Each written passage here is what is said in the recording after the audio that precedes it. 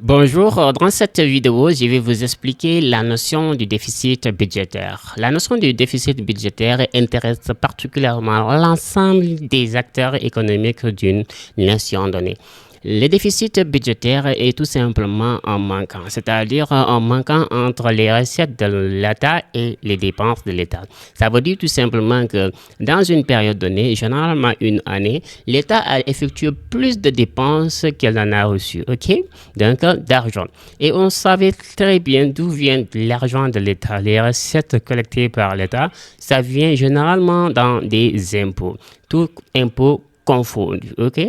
La TVA, l'impôt sur les revenus, l'impôt sur les sociétés et les droits de douane et tout ce qui est les taxes, les recettes et les dépenses de l'État. Les dépenses de l'État sont des dépenses de fonctionnement, le paiement des salaires des fonctionnaires, l'investissement dans des infrastructures et les aides. Les aides aussi, les aides sociales, notamment le remboursement des dettes. OK? Donc, ce déficit budgétaire, ça va vous intéresser parce que ça intéresse beaucoup, c'est-à-dire l'ensemble des acteurs économiques, qui est des entreprises, les salariés, les ménages, c'est-à-dire les ménages, et tout ce qui participe à l'économie du pays.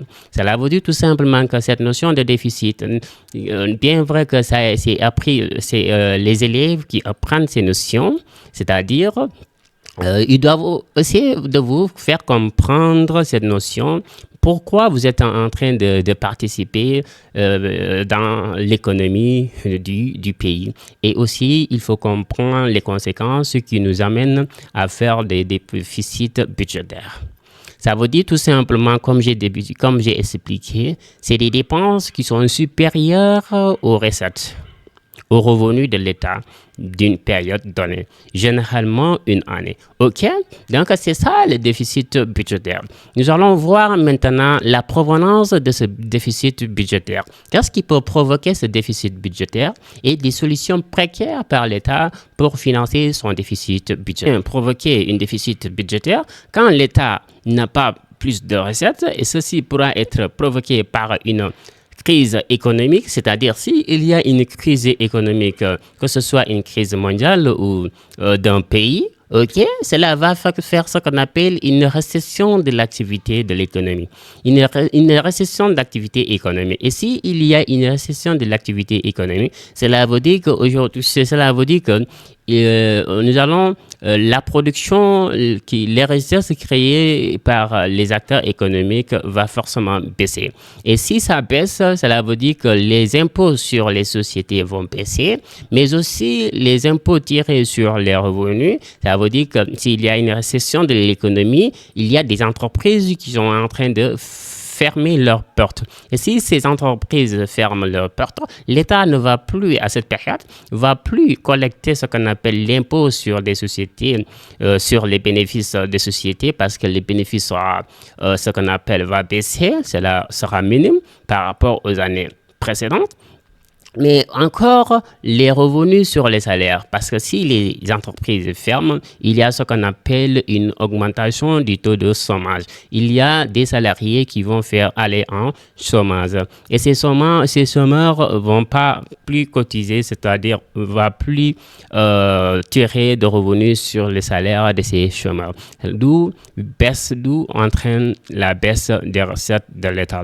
Cette période de récession, les dépenses de l'État, au lieu de diminuer, vont augmenter, ok? Parce que l'État sera beaucoup plus sollicité pour faire une intervention suite à cette récession économique. L'État va faire ce qu'on appelle financer les projets ambitieux et va faire des aides sociales, sera beaucoup plus sollicité aux aides sociales. D'où les dépenses de l'État en train d'augmenter alors qu'on est dans une situation où les recettes ont diminué. Ceci va provoquer généralement le déficit budgétaire.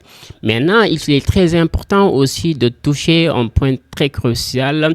Lors de la crise économique, la récession pourra être aussi provoquée, ok? Cette crise pourra être provoquée pour un pays, par exemple, les taux d'intérêt à la banque. OK, les taux d'intérêt à la banque, plus que le taux est très élevé, plus les entreprises ont peur de s'endetter car le coût de la dette devient très important.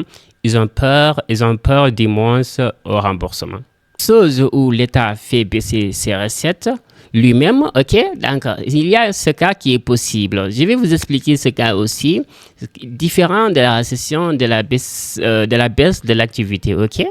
Donc, ce deuxième cas, l'État, ce qu'on appelle les recettes de l'État pourra baisser selon sa politique mise en vigueur. Par exemple, l'État a mis ce qu'on appelle, a fixé aussi, lui, a fixé le taux d'imposition très élevé.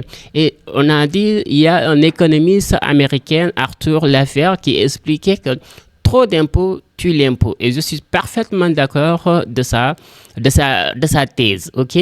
Plus vous fixez un taux d'imposition très élevé, plus vous êtes en train de tuer les recettes, c'est-à-dire les revenus. Parce qu'aujourd'hui, quand vous fixez un taux d'imposition très élevé, vous êtes en train de décourager les entreprises. OK? Vous êtes en train de décourager les entreprises, les firmes multinationales.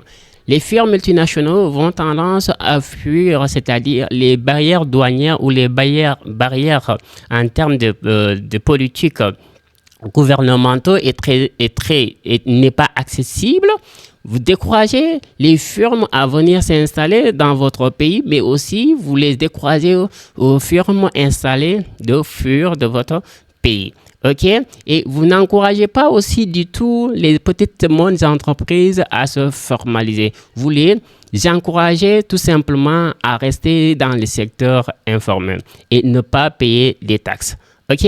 Donc, parce que cela est dû à un taux très élevé. Si vous vous déclarez, vous allez payer un taux très, très élevé. Alors, les petites et moyennes entreprises préfèrent être dans des secteurs informels. OK? Cela peut tuer considérablement le revenu de l'État.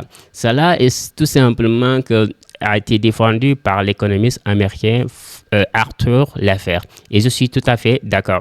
Donc, quand vous faites ceci, seulement tuer les recettes de l'État, et tandis que les dépenses restent constantes ou augmentent d'une année à l'autre. Cela pourra entraîner un déficit budgétaire. OK? Maintenant, quelles sont les solutions qui sont envisagées par l'État pour financer son déficit budgétaire? Parce qu'il faut financer ce déficit budgétaire. Maintenant, est-ce que ces solutions sont des meilleures solutions ou pas? Mais en tout cas, chaque nation a sa manière de participer au financement de son déficit budgétaire. Par exemple, l'État pourra décider d'aller emprunter de l'argent, de faire des emprunts bancaires ou émettre des obligations, c'est-à-dire ces sortes de crédits à plus ou moins court terme. OK? Donc, déficit budgétaire.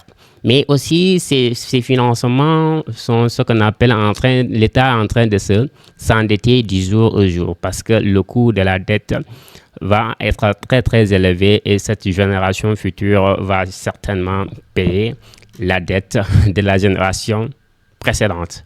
Voilà, donc c'est comme ça. Je pense que vous allez trouver cette vidéo très utile parce que ça vous explique l'économie, comment ça fonctionne avec l'État, les dépenses de l'État et les recettes. Si ça augmente, l'État doit aller faire des emprunts, des concours bancaires à la Banque centrale pour financer son déficit financier. Et ces déficits et ces financements sont avec des taux d'intérêt très élevés. Des taux d'intérêt